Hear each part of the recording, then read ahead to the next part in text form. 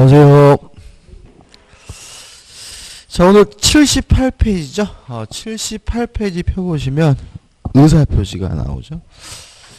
일단 우리가 저번 주부터 계속 하고 있는 내용인데, 의사표시는 뭐냐면 의사를 밖으로 표시하는 것이 의사표시고, 요 의사를 다른 말로 하면 뭐라 그러냐면 효과의사라고 하고요. 요 표시를 다른 말로 하면 표시행위라고 합니다. 따라서 의사표시는 뭐로 구성되어 있냐면 의사와 표시로 구성되어 있는 거죠. 그래서 좌측 하단에 보시면 1번 효과의사, 의사적 요소.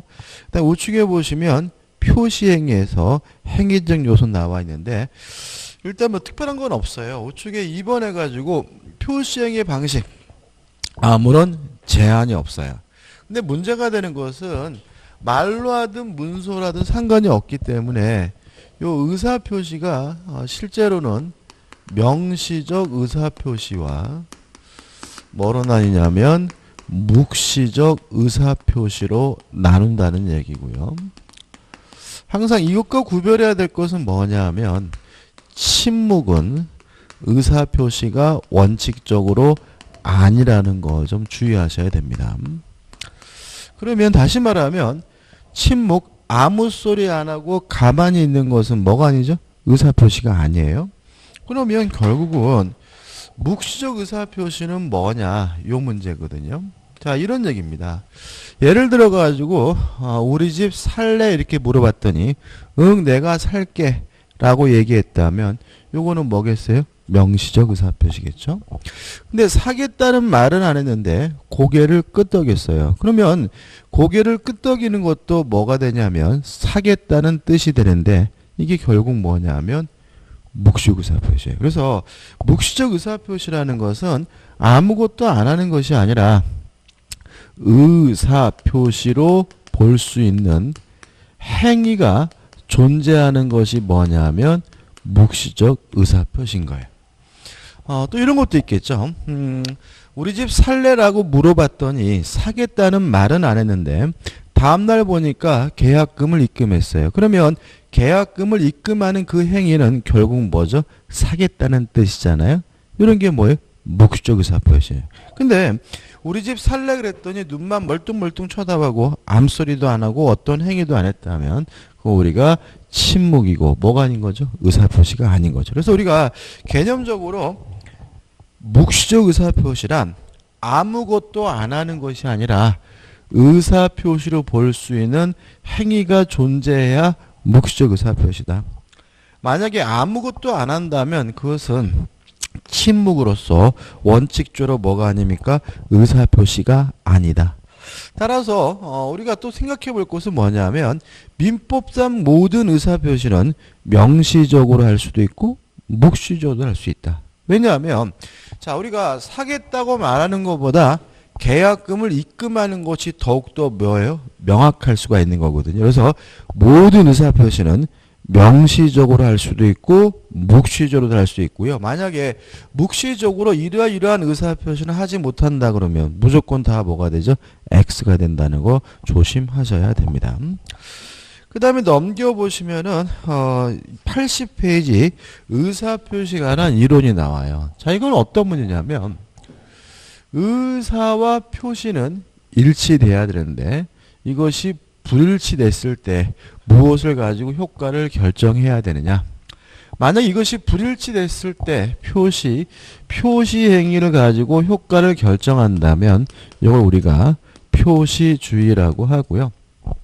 만약 이것이 불일치됐을 때 효과의사를 가지고 효과를 결정한다. 그럼 이걸 우리가 뭐라 그러냐면 의사주의라고 해요. 그럼 여기서 우리가 저번 주에 배웠던 것이 떠올라야 돼요. 표시주의는 결국은 규범적 해석과 통하게 되는 거죠. 그죠? 의사주의는 무엇과 통합니까? 자연적 해석과 통하게 되는 거죠. 그럼 여기서 이제 우리가 뭘 할 수 있냐면, 자, 우리 저번 주에 규범적 해석이 원칙이고 자연적 해석이 예외라고 했단 말이죠. 그러면 우리 민법은 표시주의와 의사주의가 모두 있으니까 뭐냐면 절충주의이긴 한데 뭐가 원칙이냐면 규범적 해석이 원칙이고 표시주의가 원칙이니까 결국은 표시주의에 치우친 기원 절충주의를 취하고 있는 것이 우리 민법의 태도다. 뭐 복잡하게 생각하지 마시고 규범적 해석이 원칙이고 무엇이요? 자연적 해석이 예외다. 요거 저번째 했던 거 다시 한번 되새김질한다 생각하시면 되고요. 그 다음에 다시 말씀드리지만 아무것도 안 하는 건 뭐가 아닙니까? 의사표시가 아닌데 이것도 굉장히 중요한 논점입니다. 묵시적 의사표시가 되려면 의사표시로 볼 수 있는 행위가 존재해야 된다는 것도 꼭 기억해 두시기 바랍니다. 자, 우측에 보시면 이제 뭐가 나오냐면 의사표시의 불일치에서 진이 아닌 의사표시가 나와요. 자, 일단 개념부터 한번 생각해 볼게요. 진이 아닌 의사표시는요. 의사와 표시가 불일치됐고요. 불일치됐다는 사실 뻔히 알면서 하는 것을 우리가 진이 아닌 의사표시라고 해요. 예를 들면 속으로는 의사는 10원짜리 하나 줄 마음이 없으면서 말로는 내가 너한테 1억 줄까 알면서 얘기하는 게 뭐예요? 진이 아닌 의사표시예요. 우리가 흔히 쓰는 말은 뭐냐면 거짓말이죠. 그죠? 그러니까 진이가 아니라는 말은 진짜가 아니라는 말은 뭐죠? 거짓이란 얘기. 그래서 요 진이 아닌 의사표시는 거짓 의사표시를 말하고요. 그래서 우리가 뭘 공부하는 거냐면 우리가 살면서 거짓말을 했을 때 어떻게 효과가 발생하느냐. 우리는 지금 뭘 공부하는 거죠? 거짓말에 관한 효과를 공부하고 있는 거고요.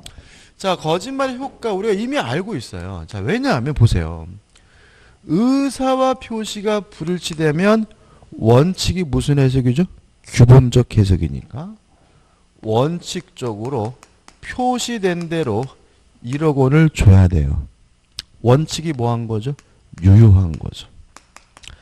다만 항상 규범적 해석을 하는 것은 아니고 예외적으로 자연적 해석을 하게 되는데 언제 자연적 해석을 하게 되냐면 상대방이 알았거나 또는 알 수가 있었을 경우에 무슨 해석을 하죠?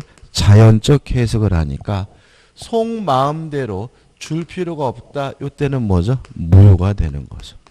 그럼 여기서 제가 왜 저번 주에 법률행위 해석을 설명드리면서 굉장히 자세히 했거든요. 막 자세히 하면서 굉장히 뭐하다고요? 중요하다고 굉장히 강조를 했어요. 왜 그러냐면 민법 조문이라는 것은 그냥 입법자가 마음대로 만드는 게 아니에요.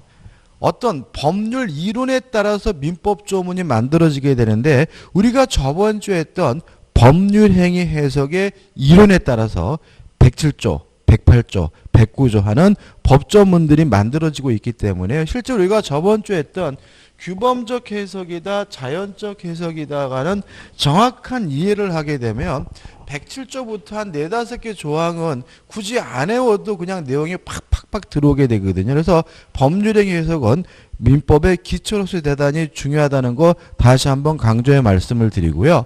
추가되는 것은 뭐냐면 상대방이 알았거나 알 수 있었다는 이유로 무효가 되는 경우 선의의 제3자, 모르는 제3자에게 뭐 하지 못하냐면 대항하지 못한다. 여기 하나 추가가 돼요. 법조문 제가 한번 읽어볼게요. 107조입니다. 1항 의사표시는 표의자가 진이 아님을 알고 한 것이라도 그 효력이 있다. 원칙적으로 뭐죠? 유효하다. 그러나 상대방이 표의자의 진이 아님을 알았거나 알 수 있었을 경우에는 무효로 한다. 이항 전항의 의사표시 무효는 선의의 제3자에게 뭐하지 못하죠? 대항하지 못한다. 이렇게 돼 있죠. 열심히 설명드리고 요건은 1번 의사표시가 있어야 되고요. 2번 의사표시가 불일치해야 되고요. 3번 불일치됐으면 스스로 알면서 해야 되고요. 그 다음에 4번 왜 거짓말을 하게 됐는지 이유나 동기는 뭐하지 않죠? 묻지 않습니다. 자, 넘겨보시면은 이제 뭐가 나오냐면 판례가 나와요. 일단 진위 아닌 의사표시는 두 가지가 문제입니다. 뭐냐면 판례를 좀 이해하셔야 되고요.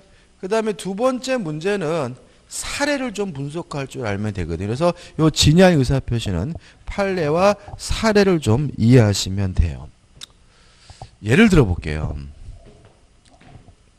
잘 이해하셔야 되는데, 갑이라는 사람이 사립여대 교수였어요. 우리 판례인데, 근데 문제는 이 사람이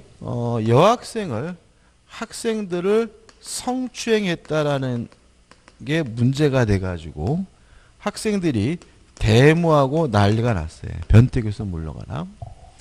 그래서 재단 입장에서는 이런 사실이 언론에 보도가 되면 여대 입장에서 굉장히 곤혹스러운 일이기 때문에 재단 이사장이 을이 나서가지고 갑에게 웬만하면 관두라고 얘기를 하게 됩니다. 그랬더니 갑이 자신은 성추행을 안 했다라고 주장하는 거죠.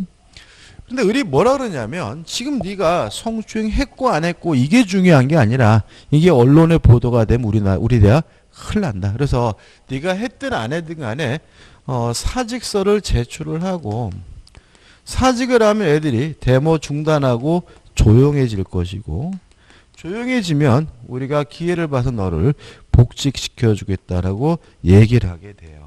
그래서 갑이 을에게 사직서를 제출하게 됩니다. 그래서 예상대로 사직서를 제출하니까 조용해졌는데 재단 측에서 갑을 뭐 하지 않고 있냐면 복직을 안 시켜주고 있어요. 그래서 갑이 소송을 제기하게 됩니다. 자, 결론이 아니라 이건 뭐냐면 갑의 주장이에요. 자, 보세요. 갑은 이런 주장을 해요. 자신은 사직할 마음이 없는데 사직서를 냈기 때문에 의사표시가 불일치됐고요. 자신도 알면서 했다는 거죠. 무슨 말이죠? 진이 아닌 의사표시란 얘기고. 근데 재단 측에서 시켰으니까 상대방은 뭐예요? 악인 거죠. 그죠? 따라서 악이면 무효니까 자기의 사직서 제출 행위는 무효이기 때문에 자신을 복직시켜 달라고 소송을 제기하게 되는데 우리 법원은 받아들이고 있지 않습니다. 이유가 교재 판례 읽어볼까요? 핵심 판례입니다. 읽어볼게요. 비진이 의사표시에서 진이란 특정한 내용의 의사표시를 하고자 하는 표의자의 생각을 말하는 것이지. 여기 매년 지문이 나와요. 표의자가 진정으로 마음속에서 바라는 사항을 뜻하는 것은 아니다까지 끊어볼게요. 자, 이게 굉장히 추상적으로 느껴지기 때문에 지문에 잘 나오고 잘 틀리시는데 자, 이런 얘기입니다. 자, 우리 판례에 따른다면 진이 아닌 의사표시는 갑의 주장처럼 진정으로 관둘 마음이 있느냐 없느냐 이렇게 따지는 게 아니라는 거예요. 다시 말하면 전체를 놓고 이 사람이 관둘 마음이 있느냐 없느냐 이렇게 따지는 것이 아니라 요 사직서를 내는 특정한 의사표시를 범위를 좁혀서 따져봐야 된다는 얘기예요. 그러면 전체를 놓고 보면 갑의 말이 맞긴 맞아요. 근데 요 사직서를 제출하는 요 특정의 의사표시만을 놓고 보면 갑은 지금 어떤 마음이냐면 조용해질 때까지 사직할 마음으로 뭘 낸 거죠? 사직서를 낸 거잖아요. 그 말은 의사와 표시가 뭐가 되어 있어요? 합치되어 있으니까 이 사람의 행위는 아예 뭐가 아닌 거예요? 진이 아닌 의사표시가 아니기 때문에 상대방이 알았든 몰랐든 따질 필요 없이 항상 뭐라는 얘기죠? 유효라는 거죠. 다시 한번요. 중요합니다. 자, 전체를 놓고 진정으로 관둘 마음이 있느냐 없느냐 이렇게 따지는 게 아니라 사직서를 내는 그 행위로 좁혀서 따져봐야 되므로 이 사람은 진정으로 관둘 마음이 없다 하더라도 사직서를 낼 때는 조용해질 때까지 사직서를 낼 마음으로 사직서를 낸 거니까 의사표시가 뭐가 됐어요? 합치됐으니까 뭐가 아닌 거죠? 진이 아닌 의사표시가 아닌 거예요. 다른 예를 들어볼게요. 제가 길을 가는데 누가요? 몽둥이 들고 아저씨 3만 원만 줘 그런단 말이죠. 그 말은 안 주면 저를 좁히겠다는 뜻인가요? 뜻이잖아요. 그죠? 그래서 제가 두드려 맞을까 무서워서 3만 원을 줬어요. 이게 진의한 의사표시냐? 이것도 만약에 전체를 놓고 보면 진정으로 줄 마음이 없었으니까 뭐가 될 수 있어요? 진이 아닌 의사표시 될 수가 있는데 3만 원을 주는 그 행위로 범위를 좁혀서 생각해 보면 무서웠든 어떻든 간에 3만 원을 줄 마음으로 뭘 준 거예요? 3만 원을 준 거니까 의사표시가 합치됐으니까 뭐는 아닌 거예요? 진이 아닌 의사표시인 것은 아니에요. 다시 한번 읽어볼게요. 비진이 의사표시에서 진이란 특정한 내용의 의사표시라고자 하는 표의자의 생각을 말하는 것이지. 이해되시죠? 표의자가 진정으로 마음속에서 바라는 사항을 뜻하는 것은 아니라고 할 것이므로 비록 제사를 강제로 뺏긴다는 것이 원고의 본심으로 잠재되어 있었다 하여도 원고가 강박에 의해서나마 자신은 이 사건 증여를 하기로 하고 그에 따른 증여의 의사표시란 이상 증여의 내심의 효과사가 결여된 것이라 할 수는 없을 것이다. 따라서 뭐가 아니란 얘기죠? 진이 아닌 의사표시가 아니란 얘기고 이유는 전체를 놓고 진정으로 줄 마음이 있느냐 없느냐 이렇게 따지는 것이 아니라 3만 원을 주는 그 행위로 좁혀서 따져야 된다는 것이 우리 판례 입장이기 때문에 그래요. 이 판례를 이해해야 뭐가 이해가 되는 거냐면 진이 아닌 의사표시가 이해되는 거고 이것과 관련돼서 판례들이 계속해서 출제되고 있으니까 반드시 이해를 해야 돼요. 자, 밑에 이제 그림도 나와 있는데 자, 두 번째 판례도 한번 생각해 볼게요. 자, A라는 사립학교가 있었는데 사립학교가 K로부터 은행으로부터 금융기관으로부터 대출을 받으려고 하는데 대출 한도가 다 차가지고요. 대출을 받을 수 없는 상태예요. 자, 이런 일이 벌어지게 되는 이유는 뭐냐면 사립학교법에 제한이 있습니다. 왜 그러냐면 학교가 학교 건물이나 운동장을 담보로 해 돈을 이빠이 빌리면 나중에 못 갚아서 경매를 하게 되면 아이들이 학기 중에 길거리에 나앉잖아요. 그럼 이거는 돈 문제가 아니라 사회 문제가 되기 때문에 그 학교 건물이나 운동장 같은 학교 기본 재산을 담보로 해서 대출받을 수 있는 금액을 엄격하게 뭐하고 있냐면 제한하고 있어요. 그래서 대출 금액이 다 차가지고 대출을 받을 수가 없는 상태였기 때문에 요 사립학교가 갑이라는 교직원 선생님들을 내세우게 돼요. 그래서 이 학교에 근무하는 교직원 선생님들이 자기 이름으로 은행에다 뭘 하냐면 대출을 신청하게 됐고요. 이 대출금은 어디로 갔냐면 학교로 갔어요. 그리고 그동안 원금과 이자를 학교가 내고 있었는데 학교가 없어졌어요. 그러는 바람에 은행은 요 갑 등 교직원들에게 대출금을 변제하라고 뭐 하게 되냐면 소송을 얘기하게 되는 거죠. 여기서 이제 갑의 주장이에요. 자, 이런 주장하는 거죠. 자신들은 대출을 받을 마음이 없었고 그런데도 불구하고 대출을 신청했으니까 의사표시가 뭐가 됐어요? 불일치 됐고 자신들도 알면서 했으니까 뭐란 얘기죠? 진이 아닌 의사표시인데 문제는 은행의 태도가 대출금을 갑에게 준 것이 아니라 학교에 줬다면 은행도 그 사실을 알고 있으니까 이러한 대출 신청 행위는 무효다라고 교직원들이 뭐 하게 되냐면 주장하게 되는 거죠. 요것에 대해서 받아들이지 않는다.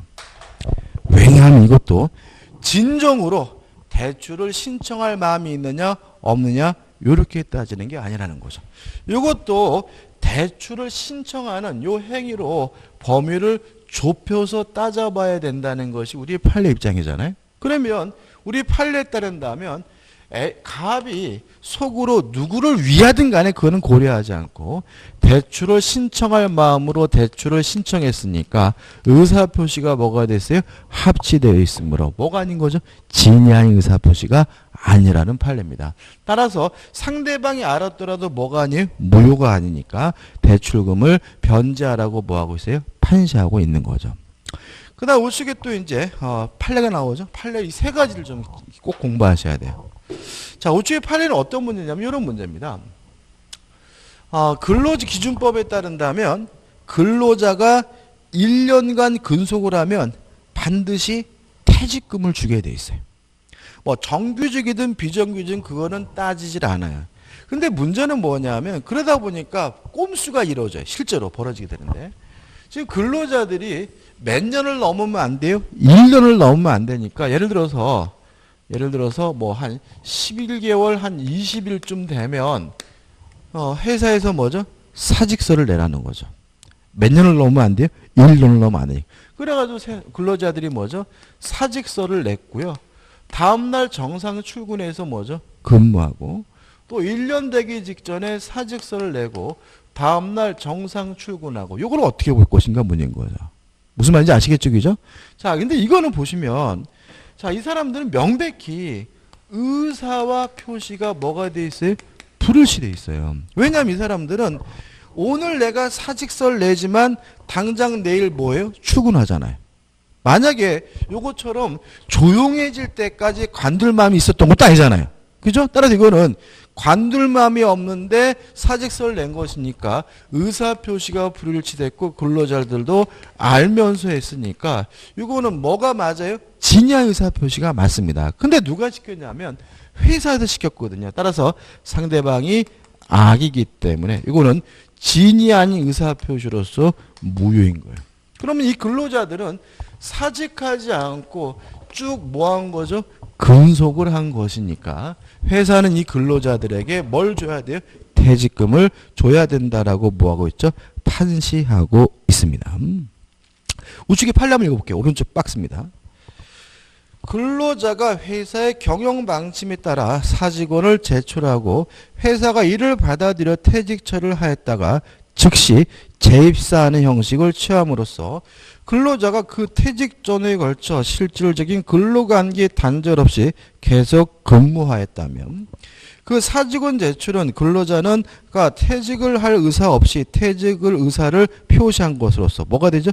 비진의 의사표시에 해당하고 재입사를 전제로 사직원을 제출한 회사 또한 그와 같은 진이 아님을 알고 있었다고 봄이 상당하다 할 것이므로 위 사직원 제출과 퇴직철에 따른 퇴직 요건이 생기지 않는다는 말은 사직서 제출 행위가 뭐죠? 무효니까 퇴직한 바가 없으니까 뭘 줘야 된다는 얘기죠? 퇴직금을 지급해야 된다는 아주 대표적인 판례입니다. 그래서 이 판례 세 가지는 꼭 좀 기억해 두시고 핵심 뭐죠? 진이 아닌 의사표의 진이란 진정으로 마음속에서 바라는 바가 아니라 특정된 행위와 관련된 진이라는 말을 좀 반드시 좀 이해해 두셨으면 좋겠습니다.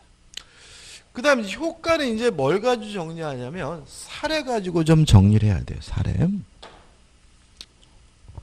자, 이런 사례가 출제가 됩니다. 갑이라는 사람이 A라는 건물을 가지고 있는데요. 을에게 증여하겠다고 하면서 갑이 을에게 이전 등기를 해줬는데 요 증여가 진이 아닌 의사표시 비진이 표시였어요. 자, 그러면 진이 아닌 의사표시는 원칙적으로 뭐예요? 유효하니까 을은 원칙적으로 뭘 갖게 되냐면 소유권을 갖게 됩니다. 다만 항상 유효한 것은 아니고 상대방이 알았거나 또는 알 수가 있었으면 무효니까 이때 을은 뭘 갖지 못하는 거죠? 소유권을 갖지 못하는 거죠. 자, 이해되시죠? 그죠? 자, 근데 여기서 좀 문제가 있어요. 지금 예외에 따라서 무효가 되는 경우에는 알아도 무효고 또는 알 수 있어도 무효니까 결국 원칙에 따라서 을이 소유권을 취득하기 위해서 을은 선이 이고 and 뭐여야 되냐면 무과실여야 한다는 점이죠. 다시 한번요. 알아도 무효고 그죠? 알 수 있어도 무효니까 원칙에 따라서 유효하기 위해서 을은 선이고 뭐여야 돼요? 무과실여야 돼요. 그럼 여기서 의문이 생겨야 되는 겁니다. 항상 민법은 의문이 생겨야 돼요. 어떤 의미 생기냐면 원칙이 더 어렵다는 거죠. 원칙이 경우의 수가 더 좁잖아요. 동의하시나요? 원칙에 따라서 유효하려면 선이고 거기다가 뭐 해야 돼요? 무과실해야 되니까 원칙이 경우의 수가 더 좁아요. 그렇지 않습니까? 적어봐요. 상대방이 선이일 수도 있고 악일 수도 있고 과실이 있을 수도 있고 무과실일 수도 있잖아요. 근데 만약 원칙에 따라서 유효하려면 선이고 무과실이지만 유효한 거고 무효는 악이어도 무효고 과실이 있어도 무효니까 실제로 뭐가 더 경우의 수가 어렵냐면 원칙이 경우의 수가 어렵거든요. 그래서 이거 원칙과 예외가 뒤바뀐 거 아시냐. 이 문제에 대해서 우리 판은 이렇게 이해합니다. 원칙이 유효하다는 말은 을은 선이이고 무과실임을 추정받는다는 의미로 이해하게 됩니다. 원칙이 유효하다는 말은 을 스스로 자신이 선이이고 무과실임을 뭐 할 필요 없어요? 입증할 필요가 없다는 의미로 이해하게 되는 거죠. 따라서 갑이 을에게 증여하겠다고 하고 이전 등기를 해준 경우에는 원칙이 뭐예요? 유효한 거니까 갑이 을로부터 무효란 이유로 돌려받기 위해서는 누가요? 갑이 을이 알았거나 또는 알 수가 있다는 사실을 입증해야지만 뭐 받을 수 있어요? 돌려받을 수 있다는 의미로 해석하게 됩니다. 다시 말하면 원칙이 유효하므로 상대방은 선이고 무과실임이 추정되므로 을 스스로 뭐 할 필요 없죠? 입증할 필요가 없다는 거 꼭 이해해 두셔야 돼요. 그 다음에 을이 자기 앞에 등기된 것을 기하로 병한테 팔아먹었어요. 팔아먹고 병한테 이전 등기를 해주면 이 병을 우리가 뭐라 그러냐면 제3자라고 하거든요. 자, 여기서 좀 생각해 볼 게 있어요. 만약에 을이 원칙에 따라서 소유권을 취득했다면 을이 병에게 팔아먹는 것은 지가 팔아먹은 것이니까 병은 선이든 악이든 묻지 않고 항상 뭘 갖게 되는 거죠? 소유권을 갖게 된다는 점이죠. 다만 을이 알았거나 알 수 있었다는 이유로 무효여서 소유권을 취득하지 못하는 경우에는 병이 선이여야지만 소유권을 갖고 악이면 뭘 갖지 못하냐면 소유권을 갖지 못한다는 거죠. 다시 말하면 통정어의 표시가 예외적으로 뭐인 경우에만요? 무효인 경우에만 제3자는 선이여야 되는 거죠. 만약에 원칙에 따라서 유효한 상태라면 그때는 병은 선악불문하고 소유권을 갖게 된다는 거 유의하시기 바라고요. 그다음에 마지막으로 병은 제3자로서 선이 이기만 하면 되고요. 무과실까지는 필요가 없다. 그 다음에 앞으로 배우는 모든 제3자는 다 선임을 추정받기 때문에 스스로 선임을 뭐 할 필요 없냐면 입증할 필요도 없다는 것까지 꼭 정리해 두시기 바랍니다. 어차피 시험 문제 나오면 아주 전형적으로 나오는 것이니까요. 요 사례만 좀 확실하게 분석하시면 돼요. 끝입니다. 자, 이제 어디로 갈 거냐면 84페이지로 가요. 자, 84페이지 가시면 이제 뭐가 나오냐면 적용 범위가 나와요. 1번. 상대방 없는 단독행위에도 적용이 됩니다. 다만 상대방이 없다면 상대방이 알았거나 알 수 있었다 무효일 수가 없으니까 항상 뭐 하게 되냐면 유효하게 되고요. 2번 적용이 배제되는 경우는 일단 가족법상인 혼인, 약혼, 이혼과 같은 가족법상 행위에 적용되지 않는다는 거 주의하셔야 되고요. 근데 판례가 나오는데 시험 은근히 잘 나오는데 자 우리가 배우는 민법은요. 개인과 개인 간의 관계를 규율하는 사법입니다. 따라서 공법적 영역에는 적용되지 않는다. 그럼 판례는 뭐냐면 공무원이 사직서를 제출하는 행위는 개인과 개인 간의 문제 사법상 행위가 아니라 공법상 행위이기 때문에 민법상 진위 아닌 의사표시가 하는 규정에 적용되지는 않는다는 판례입니다. 따라서 항상 유효한 거죠. 대표 예제 풀어볼게요. 갑은 증여 의사도 없이 을에게 자기 소유 부동산을 증여하기로 약속한 후 그 이행으로 을에게 위 부동산의 소유권을 이전해 주었다. 다음 설명 중 옳은 거죠. 자, 요 사례입니다. 그죠? 자, 보세요. 1번. 갑에게 증여에 진정한 의사가 없으므로 위 계약은 을의 선의 악의에 관계없이 무효이다. X죠. 왜요? 진의한 의사 표시는 원칙이 뭐한 거죠? 유효한 거니까요. 2번. 을이 계약 체결 시 갑에게 증여 의사가 없음을 모른 경우에는 증여 계약은 유효함으로 X입니다. 자, 원칙에 따라서 유효하려면 AND예요. 그래서 을은 선이고 AND 뭐까지? 무과실까지 있어야 유효한 거예요. 따라서 모르기만 하면 선이면 유효한 지문은 뭐가 돼요? X가 되는 거죠. 3번. 을이 계약 체결 시에 갑에게 증여 의사가 없음을 알았더라도 증여 계약은 유효함으로 X입니다. 을이 악이 알았다면 진의한 의사 표시는 뭐가 되죠? 무효가 되고요. 4번. 을이 계약 체결 시에 주의를 다했더라면 갑에게 증여 의사가 없음을 알 수 있었을 경우 이게 뭐죠? 과실이죠. 과실이란 말은 주의를 기울였다면 알 수 있는데 모르는 것이니까 알아도 무효고 알 수 있어도 무효니까 과실이 있더라도 증여계약은 유효함으로 X가 되는 거죠.